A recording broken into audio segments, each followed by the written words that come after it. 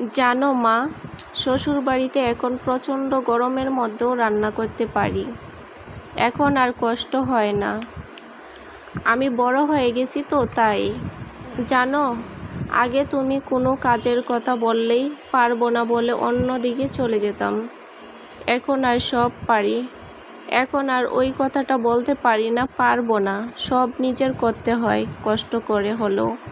অসুস্থ হলেও কষ্ট করে কাজ করতে হয়।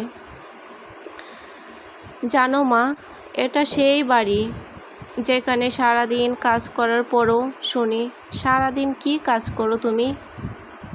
এইগুলো শুনেই সারাদিন থাকতে হয় আমার। মাগো, জানো, এখন না খুব আফসোস করি, কেন যে বিয়ের আগে তোমাকে কাজে সাহায্য করি নাই। কথায় কথায় বলতাম পারবো না। মা, তুমি তো বলেছিলে এখন তো পারবি না বলিস, যখন বড় হবি শ্বশুর বাড়িতে যাবি ঠিক বুঝতে পারবি। মা, এখন হাড়ে হাড়ে বুঝতে পারতেছি। তুমি আমাকে ক্ষমা করে দিও মা।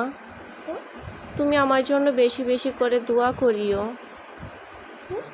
মা জানো, আগে তো কথায় কথায় রাগ করে বসে থাকতাম, এখন আর সেই রাগ করতে পারি না।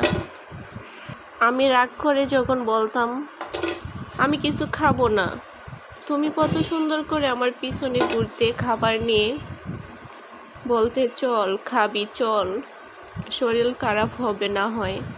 মা জানো, এখন সেই কথাটা আর কেউ বলে না। এখন যদি আমি রাগও করি, উল্টে সবার রাগ আমার ভাঙাতে হয়। মা, তুমি তো আমাকে কত সুন্দর করে বুঝিয়ে বলতা রাগ করা ভালো না, রাগ করবি না। হ্যাঁ মা, ঠিকই, রাগ করা ভালো না। এখন আর সেই রাগ করি না। ভিডিওতে যদি কোনো রকম ভুল ত্রুটি হয়ে থাকে অবশ্যই সবাই ক্ষমা দৃষ্টিতে দেখবেন। আর সবাই আমার মার জন্য দোয়া করবেন, আল্লাহ তাআলা যেন নেক হায়াত দান করে, সুস্থ রাখে, ভালো রাখে। সবার জন্য দোয়া রইল। সবাই ভালো থাকবেন। আজকের জন্য বিদায় নিচ্ছি। আল্লাহ হাফেজ।